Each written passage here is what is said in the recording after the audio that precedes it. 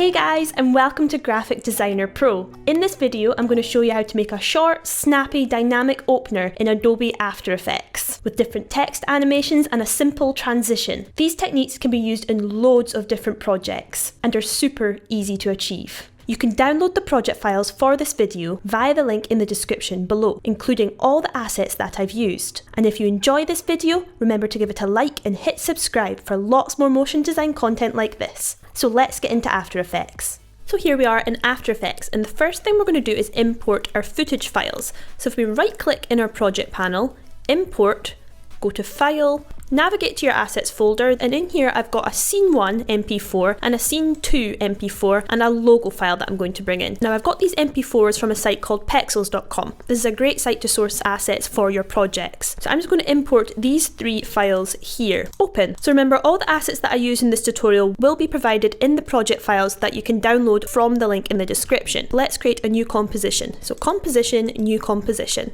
Let's call this Scene 1. We'll make this 5 seconds long, and I'm going to keep it in 1920, 1080 and 25 frames per second. I'm happy with that. Okay.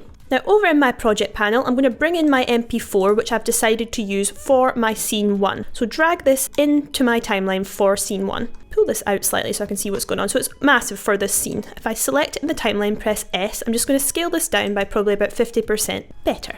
Now it's a really nice crisp video, but the kind of look I'm going for, I want it to look a little bit noisy. So I'm going to go over to my effects and presets and I'm going to type in noise. I'm going to use this option here underneath noise and grain, noise HLS. I'm going to drag this onto my footage file, go over to my effects controls panel and I'm going to change the lightness here to be 20%. Now if I turn this effect on and off, you can see it just kind of gives it that bit of texture to the background. That's the kind of look I'm trying to create here. So minimize that up. Now I'm going to bring in my logo. So click off of my effects controls into my project panel again, select my logo, drag this down into my timeline as well. I'm going to add a fill to this, so go over to my effects and presets, type fill, bring in this one here that's underneath generate, drop that onto your logo. I can now change this and it'll change the whole colour. It basically just puts a colour overlay on top of that layer. So I'm going to change mine to be white. Select in the timeline again, press S, and I'm going to scale this down as well. So I think maybe about 30%. I'm just going to select it in the timeline and use the arrow keys on my keyboard just to move this down about there. Now let's make our first text layer. So let's select off of anything in the timeline, go up to your text tool, click anywhere in your composition window, and I'm going to type motion in all caps. I'm going to double click it in the timeline, go over to my character panel, I'm going to change the text color to be white. Okay, I'm going to increase the size over here as well of my text. I'm going to maybe make this 250. Let's go 200. Yes, good. I'm going to select my layer again, press V just to move it in the middle here just above my logo. I'm going to go to my anchor point tool up in the toolbar as well, and I'm going to drag my anchor point for this text to be at the base and in the middle of this text. Go back to my selection tool by either going up here and clicking it in the toolbar or pressing V on your keyboard. Now let's minimize up everything here and then go into our text layer. So go into the properties here, go to where it says animate, and we're going to click this arrow here and add a position property. See, we've got our animator one that's popped up here with our position underneath it. We're now going to go to this add arrow here and click the arrow, go to property, add an opacity property. Again, go to add property and add a tracking property. Okay, now let's change some of these values. So I'll bring this up so we can see, and I'll zoom in as well. So let's change this position value to be 0, 0 and then 200. Enter. Where it says opacity percentage, change that to 0. Where it says tracking amount, let's change that to be -100. If we click into our range selector 1 here, this arrow on the left, we're going to animate this start property. So at 0 seconds in the timeline, we're going to toggle on the start property stopwatch. Click it once, it goes blue. We've made a keyframe at that point in the timeline. Let's go along to 1.5 seconds in the timeline now. I'm going to change this start property to be 100. Enter. So I've let that load, I'll press play so we can see what we've made. So it's a nice little text animation, but we want to customize the movement. So we're going to select over these key frames like so, F9 on the keyboard to easy ease them. Go to your graph editor, which is this option here, click that once. We're now in our speed graph. If it doesn't look like this, right click and go to speed graph. I'm going to click on this anchor point here and we're going to pull this left one as far into the middle as it can go. Then go to the right hand side one and bring that in as far as it will go. So click off of your graph editor to get back to your normal timeline. Let's let that load and see the difference. So you see the difference in the movement there. This looks a bit more interesting. So let's minimize all that up. So let's go back to this option here where it says animate, select the arrow again. This time we're going to add a tracking property. So this has now brought up our second animator for this layer. So make sure you're in animator 2. Go to 1 second in the timeline. I'm going to toggle on the tracking amount stopwatch here to create a keyframe, making sure the value is 0. Then we're going to go to 2 seconds in the timeline and change this tracking amount value to be 25. Enter. Select over those keys in the timeline, F9 on the keyboard to easy ease them. Go to your graph editor again. I'm going to change this arc of the speed graph to the same shape that we did the first time. So drag these anchor handles into the middle so you've got that peak right in the middle, and then toggle off your graph editor again. Now let's see what this has done to our movement. So it's coming up and then it's spacing out like this. So that's looking nice. What I want to do now is select this text layer. Make sure that it's at its final tracking point so we know it's not going to move any further after this point. And then we're going to move our text over so it's lined up in the middle to our logo again. Let's zoom out to see how that looks. Now let's minimize our animator 2 and minimize the whole text layer here. Now let's select it in the timeline, Command D to duplicate it. We're going to bring this motion 2 underneath our original motion layer. I'm going to double click the motion 2 to highlight that text, and I'm going to increase the size of this text by going over to the right character panel again. Let's scroll down so we can see it. Like this. I'm going to increase the size of this text to be something quite big, to maybe like 570. I'm happy with that. Select it in my timeline again, press V for my selection tool, and I'm just going to move this to be roughly in the middle so I can see a part of every one of my letters, but not the full thing.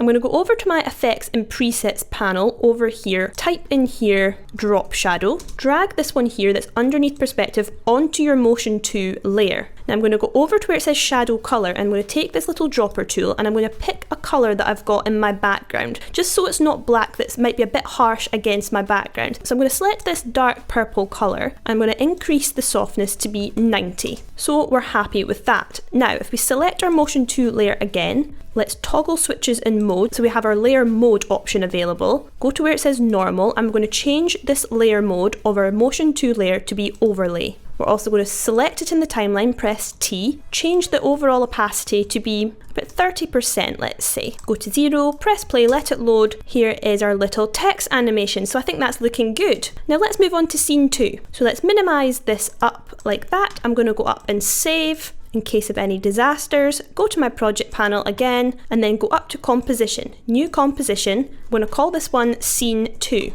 Keep all the other settings the same as what you had for the previous composition. So 5 seconds, 1920 1080, and the frame rate of 25 frames per second, or whatever frame rate you would like to use. Okay, we're now in our scene 2 timeline. We've got our scene 1 here, and we've got our scene 2, which is currently empty. So let's go over to our project panel. Let's get our scene 2 MP4 and drag that into my timeline. Now this is clearly massive as well. So let's select it in the timeline, press S. I'm going to bring this down by about 50% as well. That's more like it. I'm going to go back over to my effects and presets like I did the first time to add some noise onto this background. So select my effects and presets, type in here noise, take this option here, noise HLS, drag that onto your scene 2, change my lightness property up here to be 20%. Minimize this up, and I'm going to go back into my scene 1, select my logo layer, Command C to copy that, go to my scene 2, just click once in the timeline and Command V, and that'll just paste it in the exact same place with all the exact same effects that we had on it there to save me doing it again. So let's minimize this up. We're ready to go. Now let's make our new text layer for this scene. So go up to your text tool on the toolbar, click anywhere in your composition window, and I'm going to type graphics. I'm going to double click the text layer. I'm going to bring the size of this text down to be 100 over here in my character panel. I'm also going to change the colour of this text to be a dark orange colour to match this scene. So I'm going to take my dropper tool and I'm just going to pick one of these dark orange colours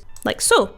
Okay, I'm going to select it in the timeline again, and I'm just going to press V for my selection tool, and I'm going to drag it down to be below the middle point in my composition but just above the logo. I'm then going to go up to my pen tool up here in the toolbar. I'm going to turn the fill off by clicking fill and clicking this option here for no fill. Okay, go to stroke, select your stroke options. I'm going to select a solid colour stroke. Okay, now I'm going to make my colour for my stroke to be white. which is fine. I'm going to keep the stroke width to be 100 pixels just now. I'm going to zoom in to my composition window, pan it up. So make sure there's nothing selected in your timeline. So you're not wanting to make a mask here. We want to create a shape layer. Click once on the left of your word here, hold Shift, and then click on the other side of your word. This will create a straight line for you. Now let's bring it underneath our word just so we can see how it's lined up. So I'm just going to tab it down a little bit, and I'm going to rename this in my timeline to be white box. So select it in the timeline, press enter, white box. Now let's click off of that. Now let's bring this white box back on top of our text layer and go into your shape layer here, the white box layer, go across to where it says add, select this arrow. We're going to add a trim paths property. So let's go to 0.5 seconds in the timeline. Let's go into our trim paths property. We're going to animate this end value here. So toggle on the stopwatch at that point. We're going to change the value to be 0, and then we go along to 1.5 seconds roughly in the timeline. I'm going to change this end value back up to be 100%. So over time, this is going to draw onto my composition. We're going to select both these keyframes in the timeline. We're going to F9 to easy ease those keys. We're going to go into our speed graph with those two keys selected still. We're going to edit our speed graph the same way that we did for the other ones. So select V for your selection tool, click your anchor here, and then you can drag in these handles. So you've got your peak right in the middle. Click out of your graph editor. Just looks a bit more interesting. Minimize that up. Now let's select our text layer here, which is currently underneath this white box. We're going to use this white box as its mask. So select your text layer, go across to where it says track matte. If that option is not here, go down and toggle switches and modes until you can see that option. Where it says none, we're going to change it to be alpha matte white box. Now let's let this load and we'll see what we've done here. We're now using that white box that's animated as the mask for our text. Now let's duplicate this white box. When you use it as a track matte, it turns off in the timeline. So let's select it and Command D, bring this white box 2, which is the duplicate, underneath your graphics layer, which is your text layer, and let's turn the visibility of that second one back on. Now let's select our white box layer and our text layer, right click, pre-compose, and we're going to call this pre-composition text. Make sure move all attributes into the new composition is selected. Hit OK. Now in the example at the start, we could see the movement of our video through our text, and that's what we're going to do now. We're going to select our MP4 in the timeline, Command D to duplicate that, bring that up on top of all of your layers, select your text pre-composition, the one we've just made, go across to track matte and change this to be Luma Matte Scene 2 MP4. And now you see you can actually see the movement through our text here.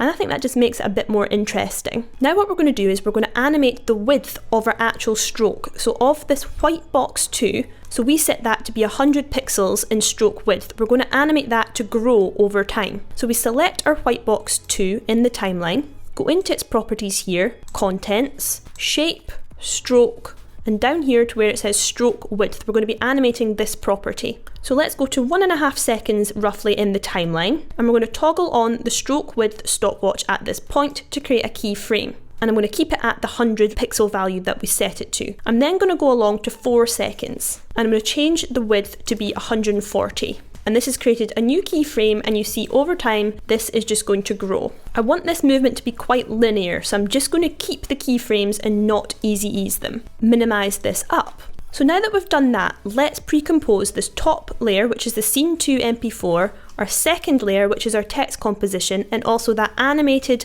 white box that we've just animated the stroke on. Right click, pre-compose, and let's call this graphics. Make sure move all the attributes into the new composition is selected. Okay, so we're going to go to after 4 seconds in the timeline, because we know that's when the stroke width is going to be at its largest. We're then going to go up to our pan behind tool or our anchor point tool with our graphics pre-comp selected and move this anchor point, which is here, down to be at the base of our box. So let's go back to our selection tool, then select your graphics layer in the timeline again, Command D to duplicate it. Let's call this graphics 2 so we know what we're doing. Click off of that and select graphics 2 in the timeline and just move it up using the arrow keys on your keyboard so it is just above the original graphics box.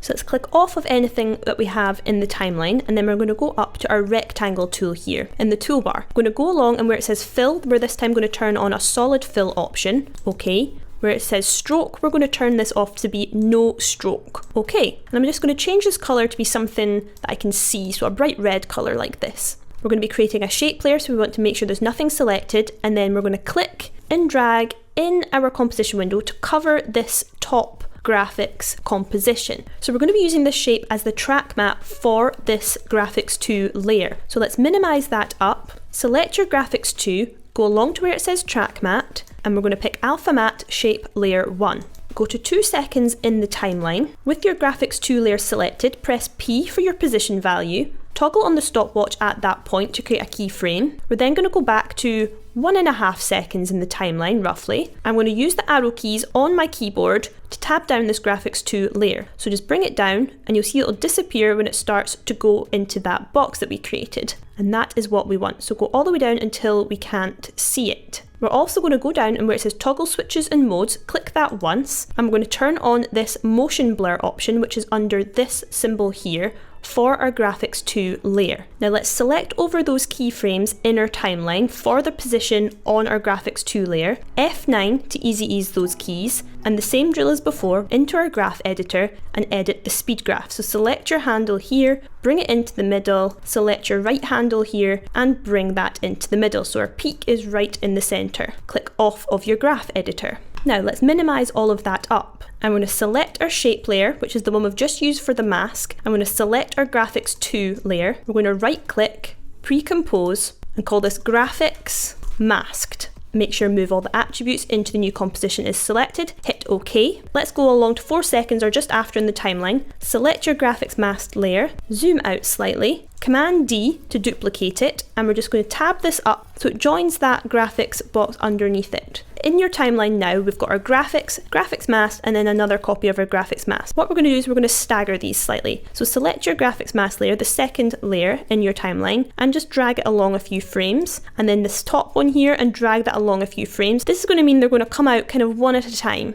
Let that load. I'll go to 0 to let you see that movement we've just created. So one will come on, it'll draw on, and then the other two will pop out like that. And then over time, this stroke width on all of these pre-comps will increase until it gets to 4 seconds when it's at its peak, and that is when all these strokes join together to create a box type effect. Excellent. Let's zoom out and let's see the positioning of that. I think I want to move all of these boxes up, so I'm just going to select them all in the timeline and just move them up slightly, just so it's spaced a bit nicer. So now we've got our two scenes. Let's add them together with a nice simple transition. So let's go up to composition, new composition. Let's call this main comp. Let's change the duration of this to be 8 seconds. And we'll keep all the other settings the same. Okay, now let's go to our project panel. We're going to bring in our scene 1 comp, which was our first text animation that we created, and our scene 2. We'll just put that on top like so. Now let's move along our scene 2 to about 3 seconds in the timeline. Select your scene 1. We're going to go over to our effects and presets, and we're going to type in here motion tile. Drag this one here underneath stylize